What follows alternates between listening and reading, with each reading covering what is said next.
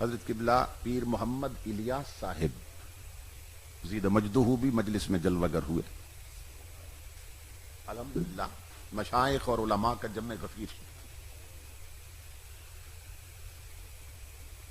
تو میں کیا عرض کر رہا تھا؟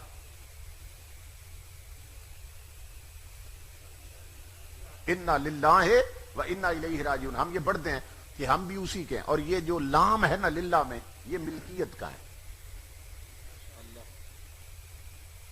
کیا مطلب؟ کہ ہمیں خبر ملی کہ فلاں مر گیا، تو کس نے مارا؟ اللہ نے. تو ہم پکار اٹھے انا للہ، کہ جس کا وہ تھا اسی کے ہم بھی ہیں. یعنی جو اس کا مالک تھا وہی ہمارا مالک، اور جو اسے لے گیا وہی ہمیں لے جائے گا. مگر کہاں کیا ہم نے؟ وَإِنَّا إِلَيْهِ رَاجِعُونَ، اور ہم لوٹنے والے ہیں اس کی طرف. اس پہ غور کریں. ایک اور مقام پہ اللہ نے فرمایا أَفَحَسِبْتُمْ أَنَّمَا خَلَقْنَاكُمْ عَبَثًا وَأَنَّكُمْ إِلَيْنَا لَا تُرْجَعُونَ. کہ لوگوں کیا تم نے یہ گمان کر رکھا ہے کہ ہم نے تمہیں بیکار پیدا کیا اور تم نہیں لوٹائے جاؤ گے ہماری طرف؟ پھر بات کی لوٹنے کی. انا للہ و انا الیہ راجعون. اور ایک اور مقام پہ فرمایا کل نفس ذائقۃ الموت ثم الینا ترجعون. ہر جاندار نے موت چکھنی ہے اور پھر تم لوٹائے جاؤ گے ہماری طرف. الینا، ہماری طرف اللہ فرما رہا ہے. یعنی بار بار کہتا ہے مر کے تم نے لوٹنا ہے ہماری طرف، پلٹنا ہے تم نے ہماری طرف. پڑھے لکھے لوگ بیٹھے ہیں، غور سے سنیں. پورے قرآن میں اللہ نے کہیں نہیں فرمایا کہ ہم نے مر کے جانا ہے اس کی طرف. فرمایا لوٹنا ہے اس کی طرف. جہاں بندہ زندگی میں پہلی بار جا رہا ہو نا، اور اس سے کوئی پوچھے بھئی کدھر جا رہے ہو، تو وہ کبھی نہیں کہتا کہ میں لوٹ کے جا رہا ہوں. آپ زندگی میں پہلی بار لاہور جا رہے ہیں، آپ پہلی بار پشاور جا رہے ہیں، کوئی آپ سے پوچھے بھئی کدھر جا رہے ہیں، تو آپ کبھی نہیں کہیں گے کہ میں پشاور یا لاہور میں لوٹ کے جا رہا ہوں، کیونکہ پہلی دفعہ جا رہے ہیں. تو جب کوئی کہے نا کہ میں لوٹ کے جا رہا ہوں، پلٹ کے جا رہا ہوں، تو جاہل سے جاہل بندہ بھی سمجھ جاتا ہے کہ جدھر سے آیا تھا ادھر جا رہا ہے. سمجھ رہے ہیں؟ یہ لوٹنا اور پلٹنا بتاتا ہے، جدھر سے آیا تھا ادھر جا رہا ہے. اللہ رب العزت فرما رہا ہے مر کر یہ نہ کہنا کہ تم آؤ گے میری طرف، بلکہ عقیدہ بنا لو تم لوٹو گے میری طرف. کیوں؟ کہ گئے بھی میری طرف سے تھے، لوٹنا بھی میری طرف.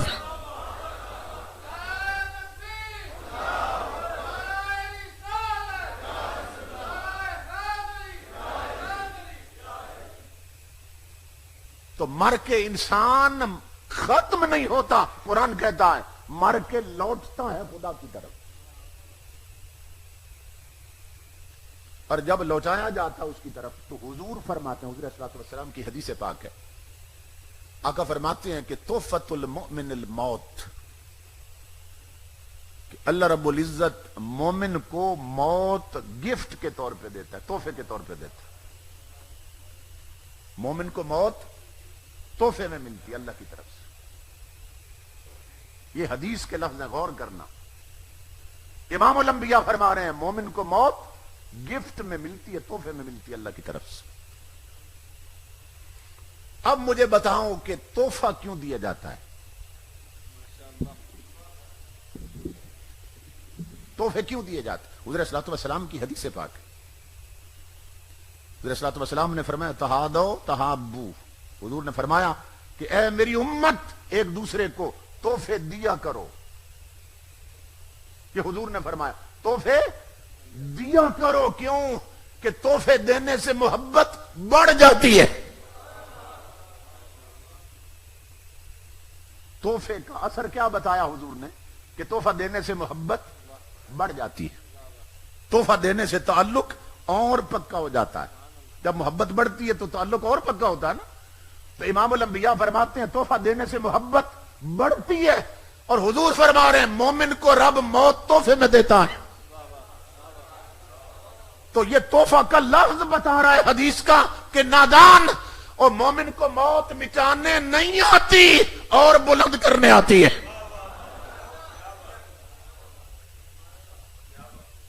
مومن کا تعلق موت اور بڑھا دیتی ہے رب کے ساتھ، اسے مٹانے نہیں آتی. اور ایک اور حدیث میں امام الانبیاء نے فرمایا، حضور صلی اللہ علیہ وسلم نے فرمایا الموت جسر یوصل الحبیب الی الحبیب، فرمایا موت ایک پل ہے لوگوں جو یار کو یار سے ملا دیتی ہے. موت ایک پل، الموت جسر، کہ یہ ایک پل ہے جسے کراس کر لو تو پھر یار ملتا ہے، پھر محبوب ملتا. موت ایک پل ہے جو بندے کو مولا سے ملا دیتی. یہ نہیں فرمایا، فرمایا یوصل الحبیب الی الحبیب، موت ایک پل ہے جو یار کو یار سے ملا دیتی ہے. قرآن پاک کی ایک آیت جس کو پڑھ کر ہم جیسے لوگ ڈرتے ہیں اور ڈرنا بھی چاہیے، مگر اولیاء کرام اور اللہ کے جو پیارے ہیں وہ پڑھ کے نہ جھومنے لگ جاتے ہیں اسے، اور انہیں سرور ملتا اس آیت کو پڑھ کے. وہ آیت کون سی ہے؟ آیت یہ ہے، اللہ فرماتا ہے اذا جاء اجلهم لا يستاخرون ساعة ولا يستقدمون. اللہ فرماتا ہے جب تمہاری موت کا وقت آئے گا لوگوں، نہ گھڑی آگے ہوگی نہ گھڑی پیچھے ہوگی. کیوں؟ موت کا وقت اٹل ہے اور مقرر ہے، نہ گھڑی آگے ہوتی ہے نہ پیچھے ہوتی ہے. اور یہی سبب ہے کہ جاہل سے جاہل مسلمان بھی اس کا عقیدہ ہے کہ موت کا وقت مقرر ہوتا ہے. بات جانتے ہیں نا آپ؟ تو یہ بھی یاد رکھو کہ جس طرح موت کا وقت مقرر ہوتا ہے اسی طرح موت کی جگہ بھی مقرر ہوتی ہے. یعنی موت کا ایک وقت ہوتا ہے، ایک موت کا فریم بھی ہوتا ہے، ایک موت کا ناپ بھی ہوتا ہے کہ جب اس فریم میں پہنچ جاؤ گے نا تو پھر ایک انچ بھی اس سے آگے نہیں بڑھ سکتے، نہ اس سے پیچھے ہٹ سکتے. ایکسیڈنٹ ہوتا ہے تو دیکھنے والے کہتے ہیں بھئی اگر صرف ایک سیکنڈ پیچھے رہ جاتا نا تو گاڑی گزر جانی تھی اور ٹکر نہیں ہونی تھی. اور ایک سیکنڈ اگر وہ بس جس سے ٹکرایا اور مر گیا، اگر وہ ایک سیکنڈ پیچھے ہوتی، تھوڑی سی لیٹ ہو جاتی، صرف ایک سیکنڈ، تو اس موٹر سائیکل والے نے گزر جانا تھا اور اس نے بچ جانا تھا. ایسا ہوتا ہے کہ نہیں ہوتا؟ چند سیکنڈ کا فرق ہوتا ہے. تو ہم کہتے ہیں چند سیکنڈ تھے، اگر وہ فرق ہوتا تو یہ بچ جاتا. اللہ فرماتا ہے نادان تجھے نہیں معلوم جس طرح موت کا وقت مقرر ہے اسی طرح ہم نے اس کا ناپ بھی مقرر کر دیا کہ جب اس فریم میں آؤ گے پھر نہیں نکل سکو گے. تو یہ یاد رکھو جتنا بھی بھاگو گے موت سے مگر اس سے بچ نہیں سکتے ہو. جب اس فریم میں آؤ گے نا، اس ناپ میں آ جاؤ گے پھر نہیں نکل سکو گے. اس لیے اب وقت ہے بے نمازو نمازی بن جاؤ، حرام خورو حلال کھانے والے بن جاؤ، رب رسول کے باغیوں اللہ اور اس کے محبوب کے پکے غلام اور بندے بن جاؤ. لوٹو اللہ کی طرف، اس لیے کہ جب اس وقت اور فریم میں آؤ گے پھر نہیں نکل سکو گے. ایک وقت مقرر ہوتا ہے. تو امام الانبیاء نے فرمایا اللہ رب العزت مومن کو موت گفٹ کے طور پہ دیتا ہے، تحفے کے طور پہ دیتا ہے. امام الانبیاء کے غلاموں، جب اللہ کسی کو تحفہ دے، بندہ تحفہ دے بندے کو تو تعلق اور بڑھ جائے، اور رب اپنے ولی کو موت تحفہ دے اور وہ مٹ جائے.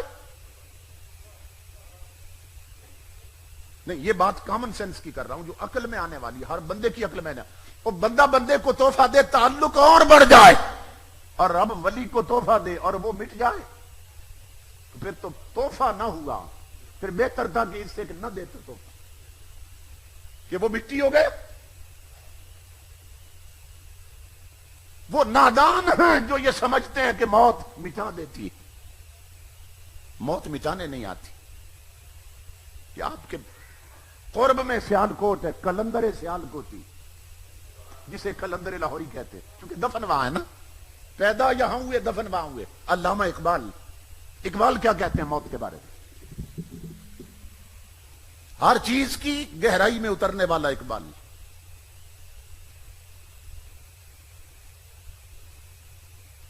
اور میں یہ کہوں گا کہ اقبال کو پڑھا کرو جو پڑھے لکھے لوگ. اقبال شناس بن جاؤ. ہر چیز کی گہرائی میں اترنے والا اقبال. اقبال کیا کہتا ہے موت کے بارے میں؟ علامہ صاحب کہتے ہیں death does not exist, it is life that is the predominant reality, not death. Iqbal کہتا ہے لوگوں حقیقت میں موت کا کوئی وجود ہی نہیں ہے. قبر کے باہر بھی زندگی ہے, قبر کے اندر بھی زندگی ہے.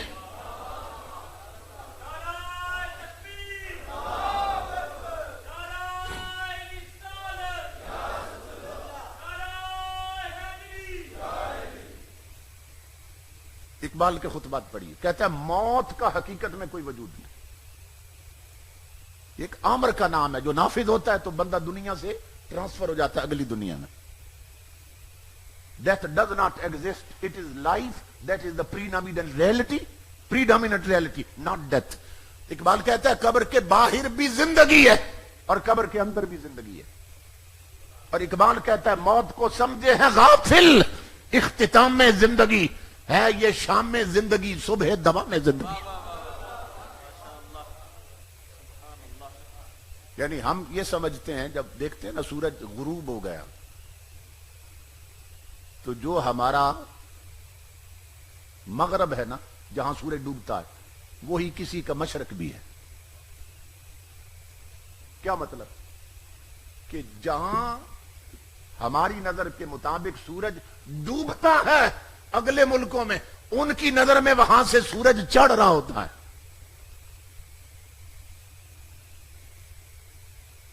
یعنی ہمارے ہاں شام ہو رہی ہے اور جو آگے ملک ہیں ان میں صبح ہو رہی ہوتی ہے. اقبال کہتا ہے موت کو سمجھے ہیں غافل, اختتام میں زندگی ہے یہ شام میں زندگی, صبح دوا میں زندگی. اس دنیا میں زندگی کا سورج ڈوبتا ہے مگر اس دنیا میں عالم برزخ میں پھر طلوع ہو جاتا ہے. اب ایک اور انداز سے اقبال نے بڑی خوبصورت بات کی. وہ کہتے ہیں شاہ پرے پرواز کو پرواز میں ڈر کچھ نہیں, شاہ پرے پرواز کو پرواز میں ڈر کچھ نہیں, اور موت اس گلشن میں جز سنجیدنے پر کچھ نہیں. کیا مطلب؟ اقبال کہتا ہے کہ جب پرندہ اڑنے لگتا ہے نا تو تم دیکھتے ہو تھوڑے سے پر کھولتا ہے اور پروں کو پھڑ پھڑاتا ہے. تو کہتے ہیں کہ جب اس دنیا سے اگلی دنیا میں غلام مصطفیٰ نے جانا ہوتا ہے تو بس موت کے ذریعے صرف اپنے پر کھولتا ہے اور اڑ جاتا ہے. مٹتا نہیں ہے, موت مٹانے نہیں آتی. یہ کنسپٹ ہی سرے سے غلط ہے کہ موت مٹا دیتی. امام الانبیاء فرماتے ہیں, اور آگے چلیے, تاجدار کائنات کے غلام حضور فرماتے ہیں اذا ادخل المیت القبر, کہ جب میت کو قبر میں رکھ دیتے ہیں, داخل کر دیا جاتا ہے. اب مر چکا ہے تو قبر میں داخل ہوا نا, اور لوگوں کی نظر میں میت ہو گیا. جسم اور باڈی, یہ جو فزیکل ہماری باڈی اور سٹرکچر ہے, اس کے بغیر اگر روح ہو تو اس کو صرف روح کہتے ہیں, اور روح کے بغیر یہ باڈی اور جسم ہو تو اس کو صرف جسم کہتے ہیں, یا اس کو ڈیڈ باڈی کہتے ہیں, میت کہتے ہیں. اس کو بھی پھر انسان نہیں کہتے. اس دنیا میں جو زندہ انسان ہے اس کا کیا ہوتا ہے؟ جسم بھی ہوتا ہے, اندر روح بھی ہوتی ہے. یہ ٹاپک ذرا علمی ہے نا, تو جو عنوانات ہوتے ہیں ان میں تنوع ہوتا ہے, یعنی رنگ رنگ کے الگ الگ عنوانات ہوتے ہیں. کچھ عنوانات ایسے ہوتے ہیں جن کا تعلق ذوق کے ساتھ ہوتا ہے, کچھ ایسے ہوتے ہیں جن کا تعلق فکر کے ساتھ ہوتا ہے, علمی نوعیت کے ہوتے ہیں. ان کے لیے توجہ کی ضرورت ہوتی ہے, وہ سمجھنے سے سمجھ میں آتے ہیں. تو یہ غور سے سنیے, یہ ایک علمی عنوان ہے. میں آپ کو لے جا رہا ہوں مقام رسالت کی طرف, کہ وہ بدبخت ہیں جو ممبروں پہ بیٹھ کر منہ کھولتے ہیں اور کہتے ہیں نبی مر کے مٹی ہو گئے. اور میں بتا رہا ہوں نبی کا غلام مر کے مٹی نہیں ہوتا ہے. میں یہ سمجھا رہا ہوں.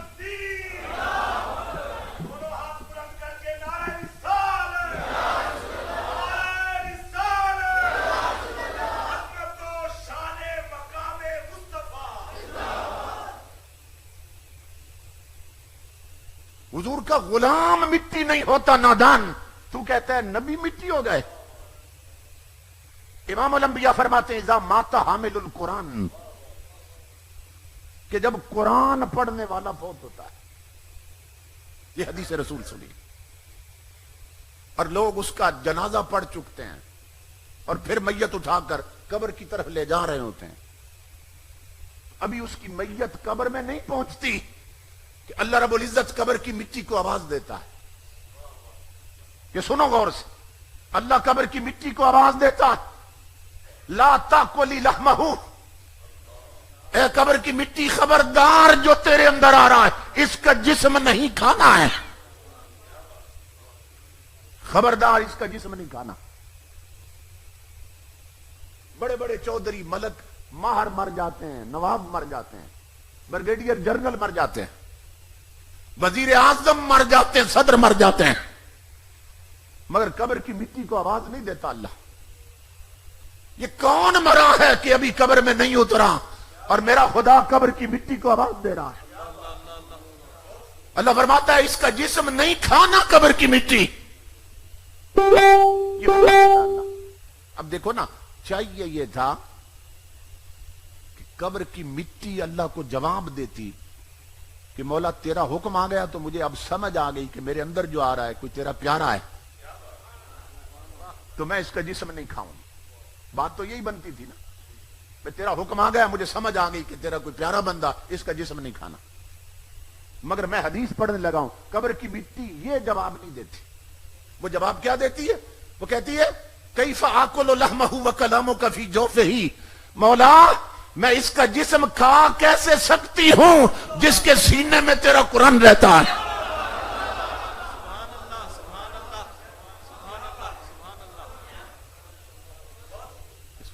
میں اس کا جسم کھا کیسے سکتی ہوں جس کے سینے میں تیرا قرآن رہتا ہے. اس کا مطلب یہ ہے لوگوں، قبرستانوں کی مٹی بھی جانتی ہے کہ میرے اندر نبی کا غدار آ رہا ہے یا وفادار آ رہا ہے.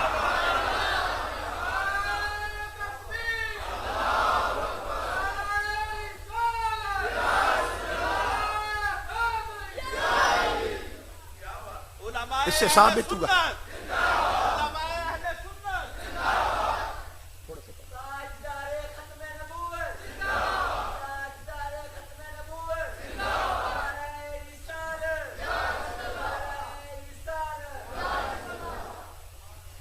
اس سے ثابت ہوا قبرستانوں کی مٹی جانتی ہے کہ میرے اندر ناول پڑھنے والا آ رہا ہے یا نبی کا قرآن پڑھنے والا آ رہا ہے. یہ خبر مٹی کو بھی ہے میرے اندر کون آ رہا ہے. اسی لیے کہتی ہے میں اس کا جسم کھا کیسے سکتی ہوں جس کے سینے میں تیرا قرآن رہتا.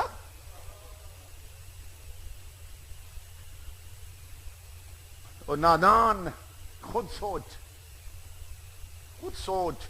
کہ جو قرآن پڑھتا ہے قبر کی مٹی اس کا جسم نہیں کھاتی، تو 30 پارے جس کے دل پہ اترے ہیں اس نبی کا جسم کیسے کھائے گی؟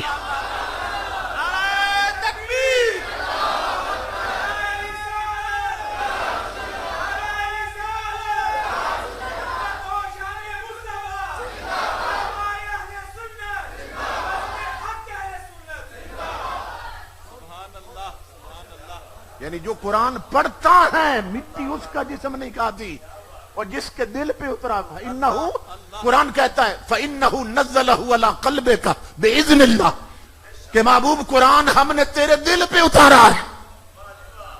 اور نادان جس کا دل محبت وحی الہی ہے مٹی اسے کیسے کھا سکتی؟ یہ تو حضور کے غلاموں کو نہیں کھا سکتی.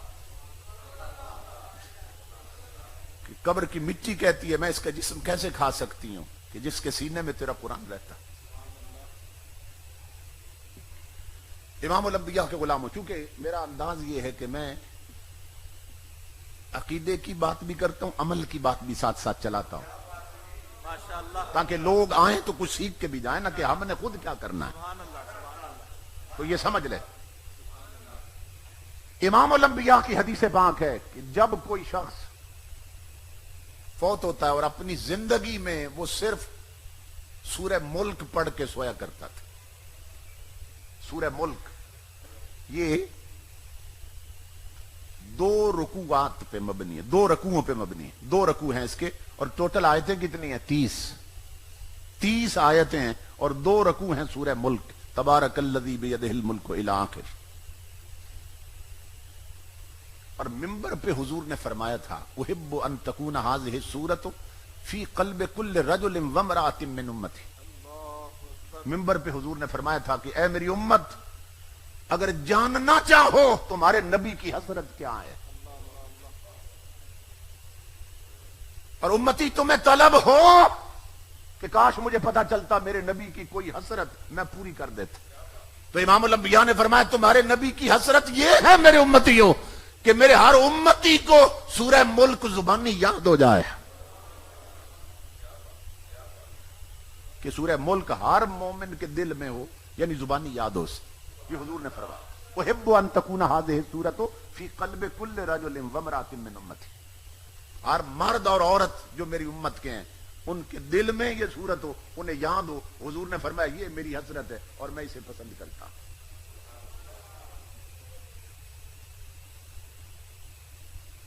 اور یہاں میں عرض کر دوں کہ چونکہ اس کی آیتیں ہیں 30 آیتیں، تو جتنا بھی بندہ ڈل ہو نا، کند ذہن ہو، کمزور ذہن کا مالک ہو، اس کے لیے صبح سے شام تک ایک آیت زبانی یاد کرنا مشکل نہیں ہے۔ صبح سے شام تک صرف ایک آیت اگر وہ پڑھتا رہے، شام تک اسے یاد ہو جائے گی، کیونکہ قرآن باقی کتابوں کی طرح نہیں ہے۔ ہوتا کیا ہے کہ قرآن جو پڑھتا رہتا ہے نا، ایک آیت بھی پڑھتا رہے، پہلے تو وہ کوشش کرتا ہے کہ میں ان لفظوں کو قابو کروں کہ یہ چڑھ جائیں میری زبان پر، تو پھر جب اس کی زبان پہ چڑھ جاتے ہیں تو پھر لفظ اسے قابو کر لیتے ہیں، قرآن کے لفظ اسے پکڑ لیتے ہیں، پھر اپنے گھیرے سے نکلنے نہیں دیتے۔ تو ایک آیت یاد کرنا تو کوئی مشکل نہیں ہے، تو اگر روزانہ آپ سورہ ملک کی ایک آیت یاد کریں تو 30 دنوں میں، پورے مہینے میں پوری سورت یاد ہو جائے گی، اور اپنے نبی کی حسرت پوری ہو جائے گی۔ اتنا تو کر لو کم از کم۔ اور اس کا فائدہ کیا ہوگا کہ یہ دور ایسا ہے کہ پوری قوم عذاب الہی کی مستحق بن چکی، ہمارے کرتوت ایسے ہیں، ہمارے عمل ایسے ہیں، اور اوپر حکمران ایسے ہیں کہ ہم سب اس کے عذاب کو دعوت دے رہے ہیں، عذاب کے مستحق بن چکے، کسی وقت بھی عذاب کا کوڑا حرکت میں آ سکتا ہے۔ تو بزرگوں نے فرمایا اور اولیاء نے، یہ فقیروں کا ٹوٹکا یاد رکھنا کہ مہینے میں ہوتے ہیں 30 دن اور سورہ ملک کی آیتیں ہیں 30، تو بزرگوں نے فرمایا کہ جو بندہ پہلی رات کا چاند دیکھے، پہلی رات کا، جب چاند نکلے پہلی رات، اسے دیکھ کر سورہ ملک پڑھ لے، اس کی آیتیں ہیں 30، مہینے میں دن ہوتے ہیں 30، تو فرماتے ہیں کہ جس نے یہ کام کر لیا، اگر اس مہینے کے دوران آسمان بھی زمین پہ گر جائے تو اس کا بال بھی ٹیڑھا نہیں ہوگا،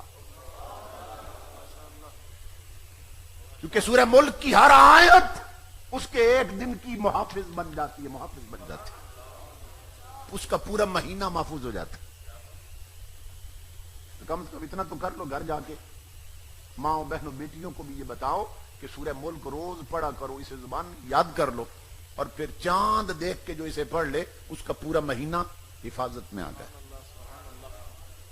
تو امام الانبیاء فرماتے ہیں کہ جو دنیا میں پڑھتا ہے نا، جب وہ قبر میں پہنچتا ہے، قبر میں، تو ابھی حساب کے فرشتے بعد میں آتے ہیں، سورہ ملک پہلے پہنچ جاتی ہے، سورہ ملک پہلے پہنچ جاتی، اور اس کے زندگی بھر کے جو گناہ ہوتے ہیں وہ بھی عذاب کی شکل میں قبر کی طرف آتے ہیں، مگر سورہ ملک کیا کرتی ہے؟ پوری قبر کو اپنے نوری پروں سے ڈھانپ لیتی ہے۔ عذاب عرض کرتا ہے مولا مجھے کسی شے نے روک دیا، فرشتے جو حساب لینے آتے ہیں وہ عرض کرتے ہیں مولا ہمیں کسی شے نے روک دیا، قبر کے اندر نہیں جانے دے رہی۔ اللہ آواز دیتا ہے کس نے روکا؟ میرے بھیجے ہوئے فرشتوں کو اور میرے بھیجے ہوئے عذاب کو کس نے روکا؟ امام الانبیاء فرماتے ہیں سورہ ملک بولتی ہے مولا میں نے روکا۔ جب اس قبر والا مجھے پڑھتا تھا تو عذاب آیا کیوں اس کی طرف؟ امام الانبیاء کی حدیث ہے سورہ ملک جھگڑا کرنے لگ جاتی ہے رب سے، اس قبر والے کی طرف سے جھگڑا کرتی اور کیا کہتی ہے؟ کہتی ہے میرے رب یا مجھے اپنی کتاب سے نکال دے قرآن سے، اور یا پھر اس کے حق میں میری شفاعت قبول کر، یا مجھے کہہ دے تو میرا کلام نہیں ہے۔ سورہ ملک کہتی ہے اے میرے رب مجھے کہہ دے کہ میرا کلام نہیں ہے تو، اور یا پھر میری مان اور پڑھنے والے کی بخشش کر۔ اللہ رب العزت فرماتا ہے حدیث کے لفظ ہے قد شفعتک فیہ، اللہ فرماتا ہے خوش ہو جا سورہ ملک، میں نے تیری مان لی اور اس کی بخشش کر دی۔ جب اللہ فرماتا ہے بخشش کر دی، فرشتے بھی لوٹ گئے، عذاب بھی پلٹ گئے، ختم ہو گئی۔ اب امام الانبیاء فرماتے ہیں یہی سورہ ملک یہ ایک حسین شکل میں، یوں کہہ لیں کہ حور کی شکل میں بدل جاتی اور پھر اسی قبر میں اندر اترتی ہے، اندر اتر جاتی ہے قبر میں، اور کیا کرتی ہے؟ اپنا منہ رکھ دیتی ہے قبر والے کے منہ پر، اور اس کا منہ چومتی ہے، ہونٹ چومتی ہے، اور پتہ کیا کہتی ہے؟ یہ حدیث نبی سنا رہا ہوں، کہتی ہے مرحباً مرحباً بہاتین شفتین ربما قامت ربما تلانی، کہتی ہے میں ان ہونٹوں کے قربان جاؤں زندگی میں کئی بار جنہوں نے میری تلاوت کی ہے۔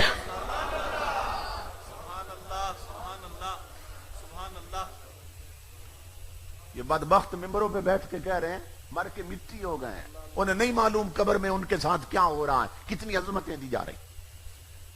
کہتی ہے مرحباً بہاتین الشفتین فربما تلانی، میں ان ہونٹوں اور منہ کے قربان جاؤں جس نے زندگی بار کئی بار میری تلاوت کی زندگی میں۔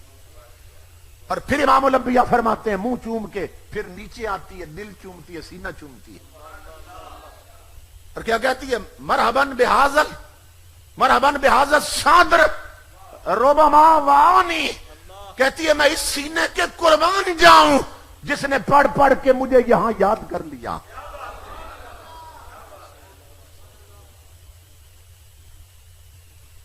مرحباً بہذا الفم ربما تلانی، اس منہ کے قربان جاؤں جس نے مجھے پڑھا زندگی میں، اور اس سینے کے قربان جاؤں جس نے پڑھ پڑھ کے مجھے یہاں ہی محفوظ کر لی اور یاد کر لی۔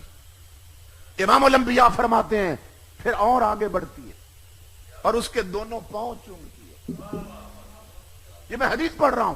پھر کیا کہتی ہے مرحباً بہاتین القدمین فربما قامتا بی، کہتی ہے میں ان قدموں کے قربان جاؤں جن پہ کھڑے ہو کر کئی بار اس نے نماز میں میری تلاوت کی ہے۔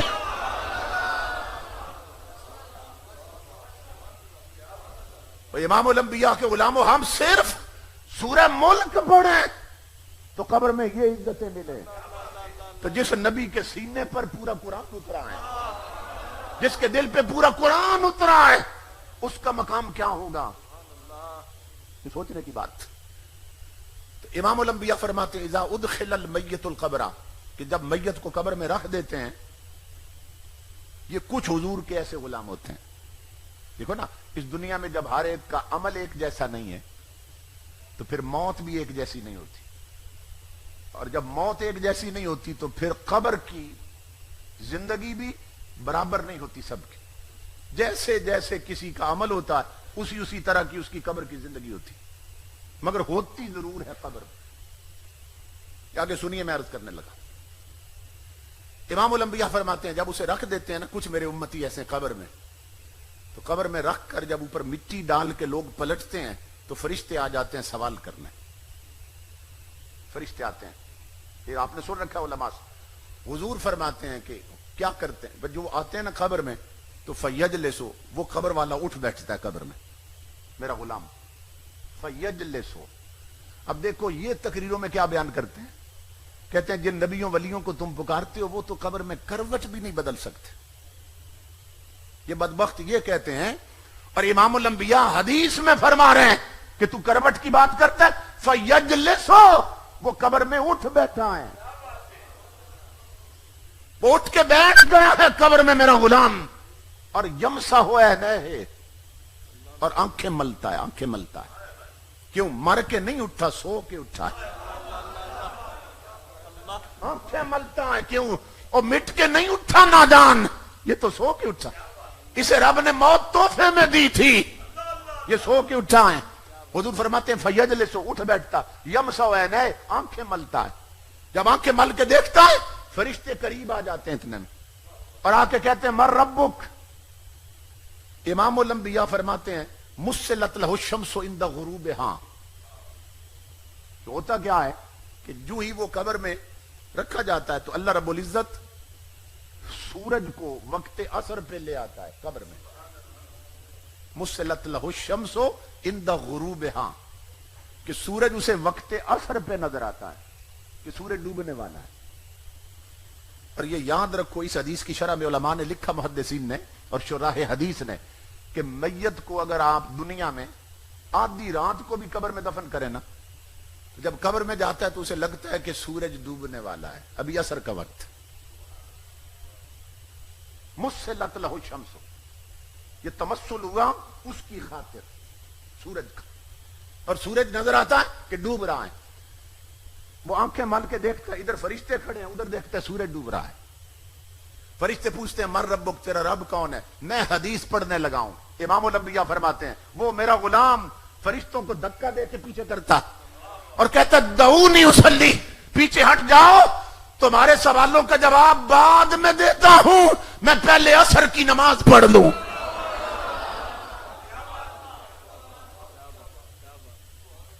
کہتے دیکھتے نہیں ہو سورج ڈوبنے والا، پہلے نماز پڑھ لوں، میری نماز نہ قضا ہو جائے، پھر تمہارے سوال. دعونی، چھوڑو فرشتوں مجھے، اصلی، پہلے میں نماز پڑھ لوں. یہ حدیث رسول یہاں ختم ہو جاتی ہے. اٹھا لیں حدیث کی کتابیں، یہ حدیث یہاں ختم ہو جاتی. اور شارحین حدیث نے لکھا کہ بات ختم کیوں ہو گئی، آگے کیوں نہیں حضور نے بات بڑھائی، کہ وہ کہتا ہے میں نماز پڑھ لوں پھر جواب دیتا ہوں. تمام محدثین لکھتے ہیں کہ فرشتے اس کا یہ جواب سن کے نہ کہ پہلے نماز پڑھ لوں پھر جواب دیتا ہوں، میری نماز نہ رہ جائے، فرشتے اس کی قبر سے پلٹ جاتے ہیں، پھر کبھی لوٹ کے آتے نہیں.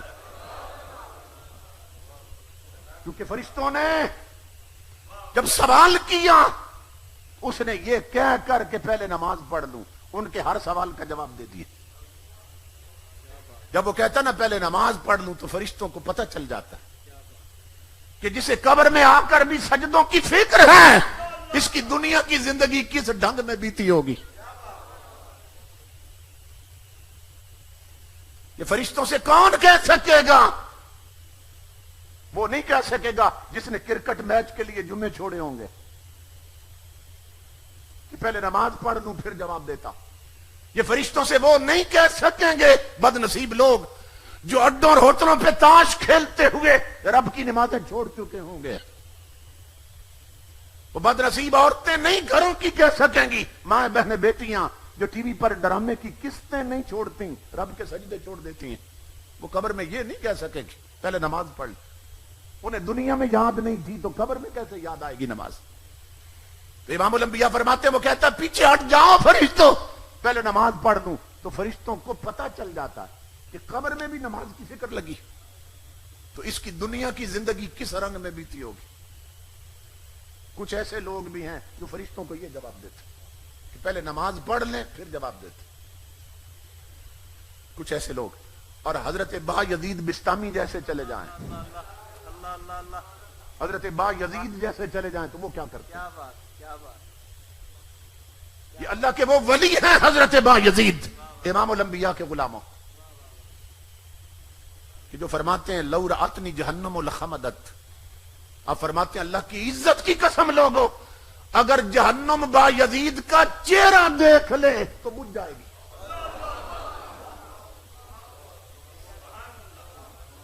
یہ وہ با یزید.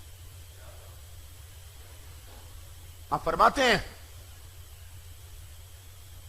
امام الانبیاء کے غلاموں اگر جہنم صرف میرا چہرہ دیکھ لے بجھ جائے گی. تو یہ اللہ کے ولی جب قبر میں گئے نا تو ایک بزرگ کو خواب میں ملے, پوچھا بھئی قبر میں کیا بیتی؟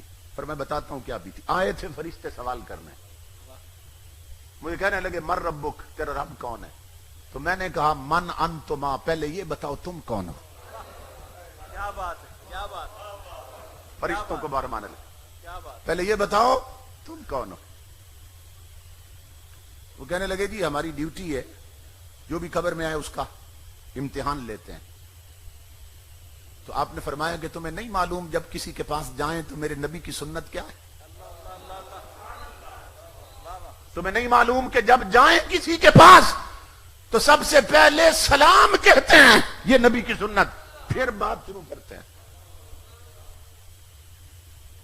قربان جائیں, قبر میں بھی نبی کی سنتیں فرشتوں کو سکھا رہے ہیں, قبر میں بھی سنتیں سکھا رہے ہیں. انہوں نے کہا بات تو ٹھیک کی انہوں نے. قبر سے نکل گئے, کہنے لگے السلام علیکم, فرمایا وعلیکم السلام, اب آ جاؤ. فرشتے داخل ہوئے, کہنے لگے مر ربک, اب بتائیے رب کون ہے؟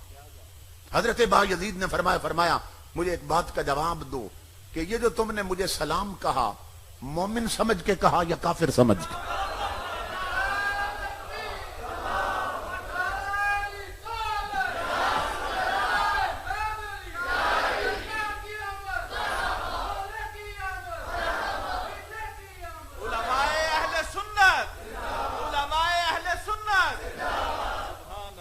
یہ جو تم نے مجھے سلام کہا السلام علیکم, بتاؤ مومن سمجھا یا کافر سمجھا؟ کیونکہ شریعت کا مسئلہ ہے, کافر کو سلام نہیں دے سکتے. تو فرشتوں نے کہا جی مومن سمجھ کے دیا. فرمایا پھر سوال کرنے کا مقصد کیا ہے؟ مومن اسی کو کہتے ہیں جو خدا کو بھی مانے, مصطفیٰ کو بھی مانے.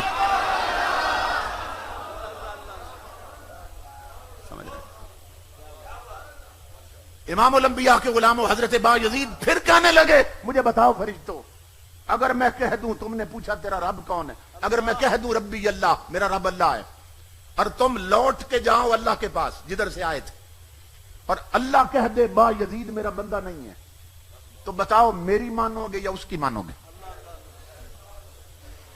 فرشتے کہنے لگے جی پھر تو اسی کی مانیں گے, اسی کی مانیں گے.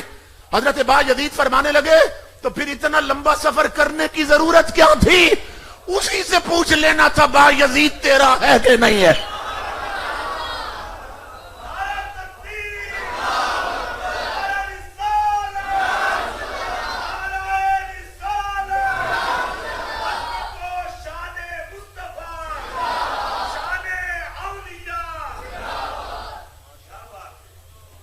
اسی سے پوچھنا تھا با یزید تیرا ہے کہ نہیں.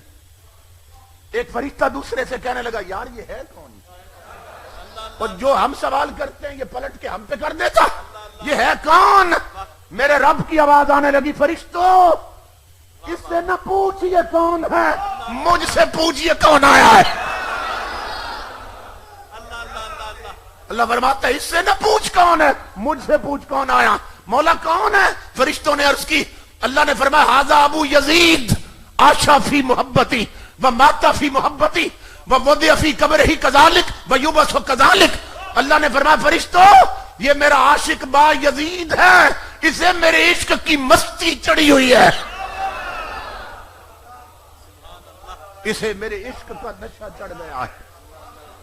اللہ فرماتا ہے یہ جیا بھی اسی مستی اور نشے میں, میری محبت کا نشہ چڑھا ہے, اور یہ زندگی بھر اسی مستی میں رہا, اور جب مرا تو اسی مستی میں تھا, اور قبر میں رکھا گیا تو اسی نشے میں تھا.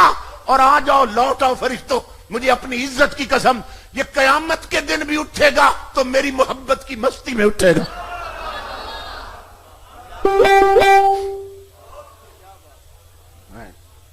نادان یہ شان ہے کملی والے کے غلاموں کی, اور آقا کا مقام کیا ہوگا.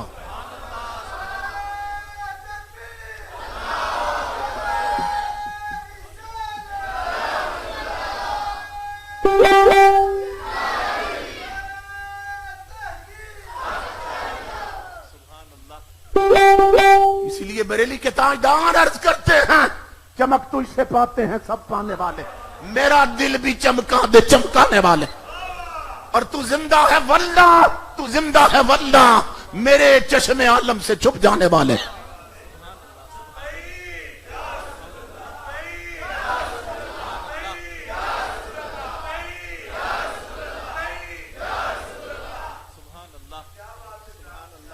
امام الانبیاء کے غلام ہو تمہارے میرے نبی فوت ہو چکے ہیں، فوت ہو چکے ہیں۔ حضرت فضل بن عباس کہتے ہیں، یہ حضور کے سگے چچا کے بیٹے ہیں، یہ کہتے ہیں میں ان خوش بختوں میں تھا جو دفن میں شریک تھے، ان لوگوں میں بھی شامل تھا کہ جنہوں نے حضور کا جسد نبوت اٹھا کر قبر میں رکھا۔ یہ حضور کے سگے چچا کے بیٹے، آپ کا ارشاد سنو، آپ فرماتے ہیں جب امام الانبیاء کو قبر میں ہم رکھ رہے تھے تو رأیت شفتیہ یتحرک، کہتے ہیں میری نظر کملی والے کے ہونٹوں پہ پڑ گئی تو اللہ کی عزت کی قسم ہونٹ حرکت کر رہے تھے، دونوں ہونٹ ہل رہے تھے۔ فضل بن عباس کہتے ہیں ہونٹ ہل رہے تھے، رأیت شفتیہ میری نظر ہونٹوں پہ بڑی، ہونٹ ہل رہے تھے۔ کہتے فعد نہیں تو اذن اندہا، میں نے کان قریب کرنی ہوتا کہ سنو تو صحیح قبر میں جاتے ہوئے حضور کیا پڑھ رہے ہیں۔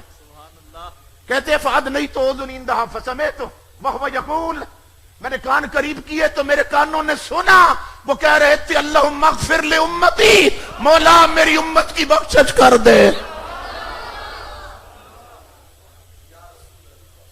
اللہم اغفر لامتی۔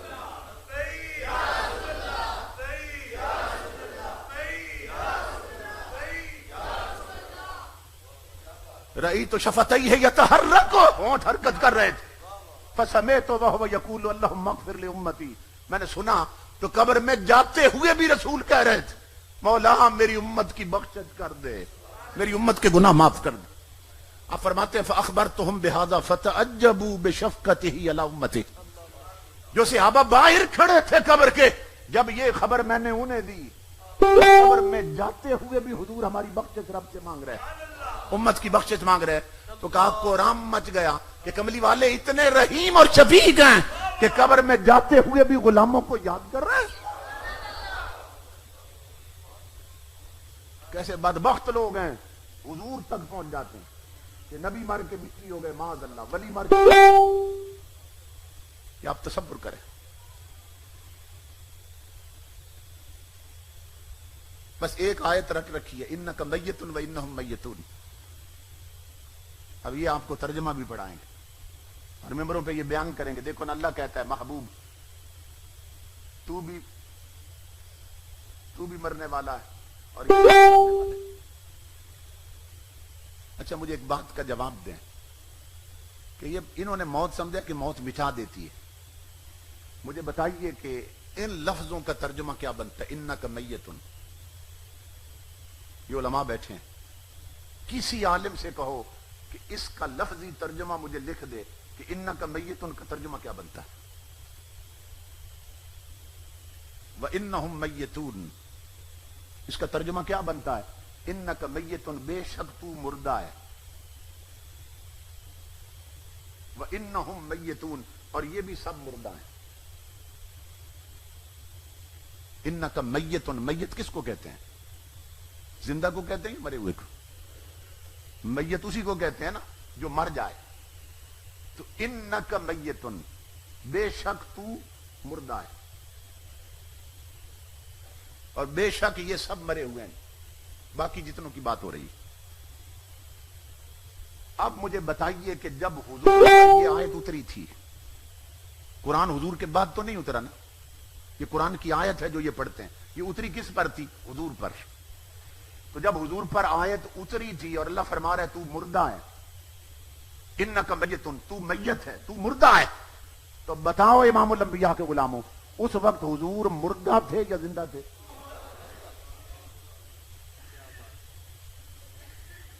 اس وقت حضور مردہ تھے یا زندہ تھے؟ وَإِنَّهُمْ مَيِّتُونَ، اور یہ بھی سب مردہ ہیں۔ میتون میت کی جمع ہے میتون، اور یہ بھی سب مردہ ہیں جو تیرے غلام ہیں محبوب یا دوسرے جتنے بھی ہیں، آپ بھی مردہ ہیں اور یہ سب مردہ ہیں۔ یہ لفظوں کا ترجمہ بنتا ہے قرآن کا. تو جب وہ آیت اتری تھی حضور پہ، حضور بھی زندہ تھے، حضور کے سارے غلام بھی زندہ تھے. تو زندوں کو اللہ کہہ سکتا ہے کہ تم سب مردہ ہو؟ بولیے کہ محبوب تم بھی میت ہو اور یہ بھی میت ہیں، یہ کہہ سکتا ہے زندہ کو؟ کیونکہ ساری دنیا مانتی ہے کہ جب یہ آیت اتری تو حضور زندہ تھے. تو اس کا مطلب یہ ہے کہ لفظوں کا جو معنی ہے وہ رب کی مراد نہیں ہے. کہ لفظوں کا جو معنی بن رہا ہے وہ رب کی مراد نہیں ہے. کیونکہ اگر وہی مراد ہو تو اس وقت تو حضور زندہ ہے جب آیت اترے گی. یہ بات سمجھ رہے ہیں آپ؟ اس وقت تو زندہ حضور، اور معنی بن رہا بے شک تو میت ہے. تو یہ یاد رکھو، قرآن حکیم کے بعض لفظوں میں جو معنی ہوتا ہے نا وہ کبھی رب کی مراد نہیں ہوتی، مراد کچھ اور ہوتی. یعنی اللہ نے فرمایا ید اللہ فوق ایدیہم، جب بیعت کر رہے تھے صحابہ کرام حضور کے ہاتھوں پہ تو اللہ رب العزت نے فرمایا ید اللہ، اللہ کا ہاتھ ہے ان کے ہاتھوں پہ. تو جب آپ عربی ڈکشنری دیکھیں گے نا اور یدن کا معنی، ید اللہ کا معنی کہ ید کس کو کہتے ہیں، تو ڈکشنری میں لکھا ہوگا کہ ہاتھ کو ید کہتے ہیں. تو ید اللہ کا معنی اللہ کا ہاتھ، ید اللہ فوق ایدیہم، اللہ کا ہاتھ ان کے ہاتھوں پہ ہے. اب امام الانبیاء کے غلاموں، جو اس آیت کا معنی ہے نا وہ رب کی مراد ہے. کیونکہ اگر یہی مراد بھی مان لیں کہ اللہ کا ہاتھ ہے تو پھر ماننا پڑے گا کہ ہاتھ ہے تو پھر بازو بھی ہوگا جس میں ہاتھ لگا ہوا ہے. اور جب بازو ماننا ہے تو پھر منہ بھی ماننا پڑے گا جس میں ہاتھ فٹ اور بازو فٹ. تو ماننے خدا کو چلے پھر پورا بت تیار کر لیا. تو یہ آیات ہیں متشابہات میں سے. کیا مطلب؟ کہ ان آیتوں کا جو معنی ہے وہ رب کی مراد نہیں ہے، جو مراد ہے وہ یہاں معنی نہیں بن رہا. انہیں کہتے ہیں متشابہات. تو اللہ فرما رہا ہے انکا میتن، محبوب تو میت ہے. تو جس پر قرآن اتار کے یہ کہہ رہا ہے تو میت، وہ تو زندہ بیٹھے ہیں. تو جو اس کا معنی ہے وہ مراد نہیں ہے. سمجھ رہے ہیں نا آپ؟ تو امام الانبیاء کے غلاموں پھر دیکھنا ہے پھر مراد کیا ہے. پھر مراد کیا ہے؟ مراد یہ ہے کہ میرے حبیب آپ بھی مرنے والے ہیں، اس دنیا سے نکلنے والے ہیں، اور آپ کے غلام بھی اس دنیا سے نکلنے والے ہیں. یعنی اس مرحلے سے آپ بھی گزریں گے، آپ کی امت بھی گزرے گی. موت کے مرحلے سے آپ بھی فوت ہونے والے ہیں میرے حبیب، اور یہ آپ کے غلام بھی سارے فوت ہونے والے ہیں. معنی یہ بنتا ہے اس کا، اور یہی مراد. اس کا کون انکار کرتا ہے کہ حضور فوت نہیں ہوئے؟ اس کا تو کوئی بھی منکر نہیں ہے کہ تاجدار کائنات فوت نہیں ہوئے. ہم مانتے ہیں کہ حضور فوت ہوئے اور تاجدار کائنات کی جان نکالی گئی، روح نکالی گئی. یہ ہم مانتے ہیں، اللہ کی عزت کی قسم. سارے علماء اہل سنت مانتے ہیں کہ حضور فوت ہوئے. مگر سننا غور سے جو میں نقطہ سمجھانے لگا، جب بھی کسی کی روح نکالتے ہیں نا فرشتے، اگر گناہگار ہو تو پھر جہنم میں کسی مقام پہ رکھ دیتے ہیں، اور اگر نیک ہو تو پھر اس کی اپنی نیکی کے حساب سے جو اس کا سٹینڈرڈ ہوتا ہے پھر جنت میں اس کی روح رکھ دیتے ہیں، جس کو قرآن کہتا ہے اعلیٰ علیین میں اس کی روح رکھ دیتے ہیں. اب میرا سوال یہ ہے امام الانبیاء کے غلاموں، جب تمہارے میرے نبی کی روح نکالی گئی تو رکھی کہاں گئی؟ یہ ہم مانتے ہیں کل نفس ذائقۃ الموت کے تحت کہ حضور نے بھی موت کا ذائقہ چکھا اور روح حضور کی بھی نکالی گئی. یہ تمام علماء اہل سنت مانتے، مگر رکھی کہاں گئی؟ کیوں؟ اللہ رب العزت کا وعدہ ہے محبوب کے ساتھ، وہ بھی قرآن میں وعدہ وَلَلْآخِرَةُ خَيْرٌ لَكَ مِنَ الْأُولَىٰ، کہ اے میری محبوب تیری ہر آنے والی گھڑی پہلی سے بڑھ کے آئے گی. یہ قرآن میں رب کا وعدہ ہے کہ محبوب ہر جو اگلی گھڑی ہے نا وہ پچھلی گھڑی سے بڑھ کے آئے گی. یعنی تیری عظمت اور بلند ہو جائے گی اگلی گھڑی میں. یہ اللہ کا وعدہ ہے قرآن میں. تو روح نکالی گئی جسم مصطفیٰ سے، مگر اللہ رب العزت نے فرمایا اسرائیل یار سے وعدہ ہے کہ تیری پچھلی گھڑی سے اگلی بڑھ کے آئے گی. سمجھ رہے؟ ایک وہ گھڑی تھی روح پر جب روح یار کے جسم کے اندر تھی، اور اب دوسری گھڑی ہے کہ جہاں روح رکھنی ہے. تو اے ملک الموت میری 8 جنتوں میں پھر اور وہ جگہ تلاش کر جو یار کے جسم سے بھی افضل ہو. کیا بات ہے، کیا بات ہے. تو بات سمجھ رہے کہ یار سے وعدہ تب پورا ہوگا کہ پچھلی گھڑی سے اگلی بڑھ جائے. پہلے تھی جسم مصطفیٰ میں، وہاں سے نکال کر رکھنی وہاں ہے جو یار کے جسم سے بھی افضل ہو. اور پوری امت کا عقیدہ ہے کہ امام الانبیاء کے غلاموں جنتیں تو کیا، کملی والے کا جسم رب کے عرش سے بھی افضل ہے.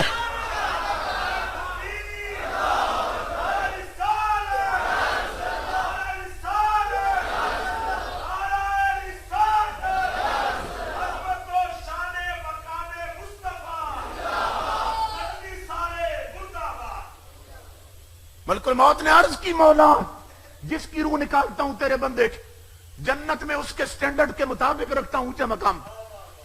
اب جنت میں تیرے محبوب کے جسم سے اونچا مقام مجھے نظر نہیں آتا. اللہ نے فرمایا نظر آئے کیسے، میں نے پیدا ہی کوئی نہیں کیا. تو مولا پھر یہ روح کہاں رکھوں؟ فرمایا اس کا ایک ہی حل ہے، جہاں سے لی ہے وہیں پہ رکھ دی جائے.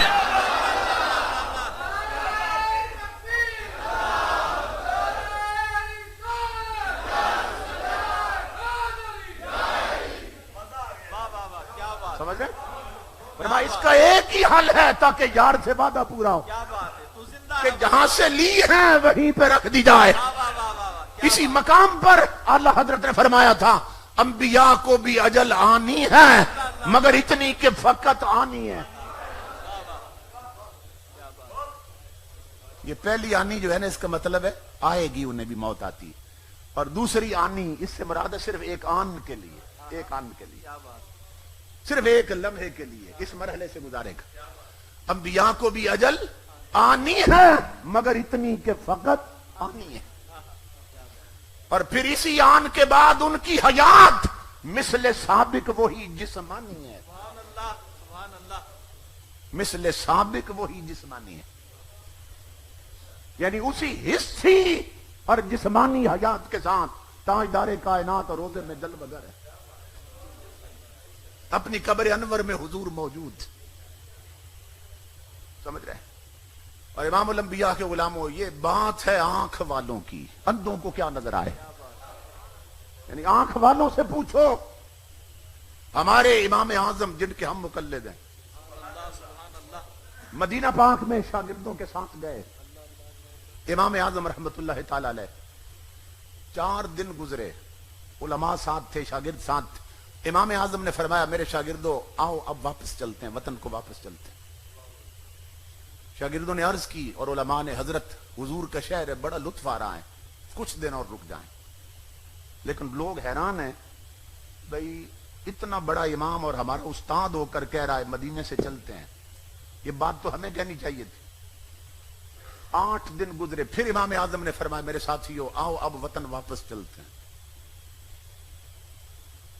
ساتھیوں نے عرض کی امام حضور کے شہر میں بڑا لطف آ رہا ہے، چند دن اور رک جائیں. 12 دن گزر گئے. امام اعظم پھر خاموش ہو گئے. 12 دن گزر گئے. پھر امام اعظم نے فرمایا میرے ساتھیوں چلو اب مدینے سے چلتے ہیں، وطن واپس چلتے ہیں. وہ بول پڑے ساتھی، انہوں نے کہا امام کیا وجہ ہے، آپ حضور کے شہر میں ٹکنے کیوں نہیں دیتے، بار بار کہتے ہیں وطن واپس چلتے. امام اعظم کی آنکھوں میں آنسو آ گئے. فرمایا ساتھیوں کچھ بشری تقاضے بھی ہوتے ہیں، کچھ بشری تقاضے بھی ہوتے ہیں، واپس چلتے ہیں. انہوں نے کہا امام بات کیا ہے، کیوں نکلنا چاہتے ہیں مدینے سے. امام اعظم نے فرمایا لوگوں اللہ کی عزت کی قسم 12 دن ہو گئے میں جس وضو کے ساتھ یار کے مدینے میں آیا تھا اب تک اسی وضو میں پھر رہا ہوں.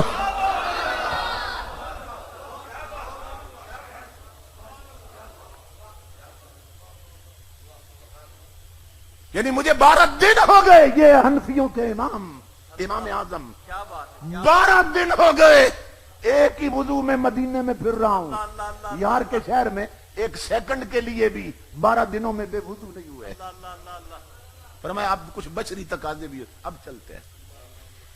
اور امام الانبیاء کے غلاموں، یہ مؤدب حضور کا یہ عاشق جب جالیوں پہ سلام پڑھنے گئے، دنیا کھڑی تھی، امام اعظم نے سلام کہا السلام علیکہ یا سید المرسلین، تو ساری دنیا نے سنا، قبر رسول سے آواز آئی وعلیکہ السلام یا امام المسلمین۔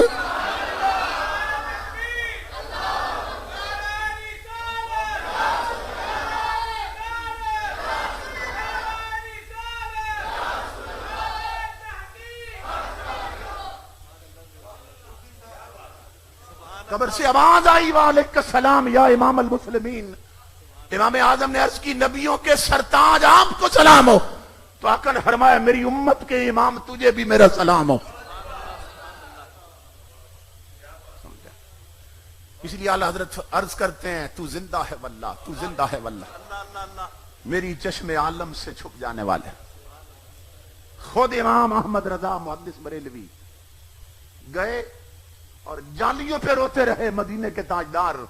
بریلی میں تو آپ نے کئی بار کرم کیا خواب میں، لیکن آج جالیوں پہ حاضر ہوں، میرے آقا کرم فرما دیجئے، اپنا جلوہ دکھا دیجئے، اے امام بوسیری کو نوازنے والے، اے امام سیوطی کو نوازنے والے، اے جامی کو نوازنے والے، تیرے کرم کے دریا میں کیا کمی آئے گی؟ روتے رہے، دیدار نہیں ہوا۔ پھر دوسرے دن آئے، پھر جالیوں پہ کھڑے رہے، پھر دیدار نہیں ہوا۔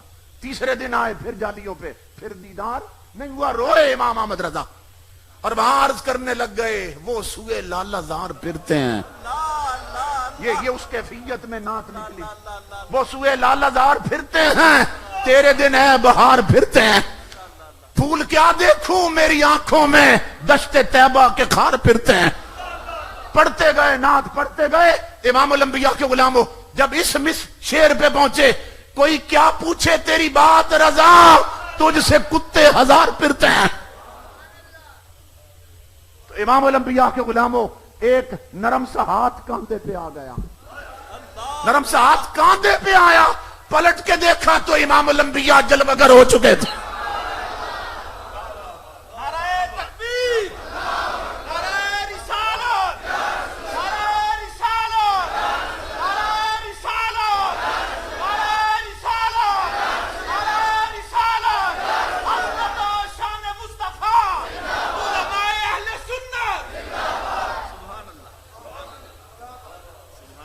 تو یہ بد مذہب لوگ یہ اندھے ہیں، انہیں کیا خبر کہ تاجدار کائنات اپنے غلاموں کو کیسے نوازتے ہیں، انہیں کیا خبر۔ امام الانبیاء کے غلاموں، اس حقیقت کو غازی ممتاز سے پوچھو، ممتاز قادری سے پوچھو۔ ہم پنڈی میں تھے، وہ عاشق رسول بھی پنڈی کی جیل میں تھے، ابھی صرف 4 مہینے ہوئے تھے غازی ممتاز کو جیل میں۔ ہمارے ایک بہت بڑے عالم ہیں، وہ بڑی اپروچ کے بعد پولیس سے مل کے، افسروں سے مل کے غازی تک پہنچنے میں کامیاب ہو گئے، چونکہ گورنمنٹ ملنے نہیں دیتی تھی۔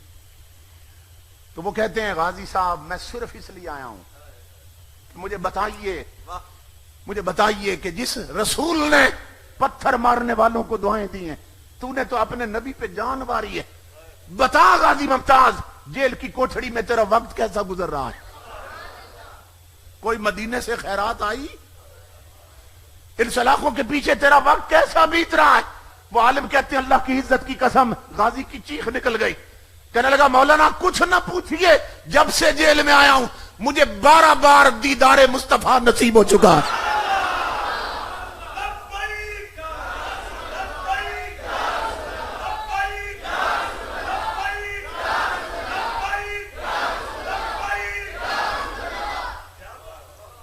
بھائی صاحب کہنے لگے مولانا اللہ کی عزت کی قسم، لوگوں کی نظر میں جیل کی کوٹھڑی ہے، کملی والے نے میرے لیے مدینے کی گلی بنا دی ہے، کہ ان سلاخوں کے پیچھے 12 بار مجھے دیدار مصطفیٰ نصیب ہو چکا۔ تو امام الانبیاء کے غلاموں، جن کا آئینہ دل صاف ہے اور جن کی آنکھوں میں حضور کی محبت کے آنسو رہتے ہیں، ان پر آج بھی نوازشات ہو رہی ہیں. وہ احمق ہیں, نادان ہیں کہ جن کے عقیدے ہی خراب ہو گئے اور من میں کالک ہے اور اندھیرا ہے, انہیں وہ سورج کیسے چمکا ہوا نظر آئے. تو یہ ہماری خوش بختی کہ اللہ رب العزت نے ہمیں عقیدہ صحیحہ عطا کیا اور اسی راستے پہ چل رہے ہیں جس راستے پہ کملی والے کے اصحاب چلتے تھے اور 14 صدیوں کے ولی چل رہے ہیں. اس لیے مدینے کی طرف منہ کر کے یہ دعا مانگا کرو, چمک تجھ سے پاتے ہیں سب پانے والے, میرا دل بھی چمکا دے چمکانے والے, تو زندہ ہے واللہ تو زندہ ہے واللہ, میری چشم عالم سے چھپ جانے والے. اللہ میرے اس بھائی کو سلامت رکھے, ان کی محبت تھی, بہت لمبا سفر کر کے تو یہاں پہنچا ہوں.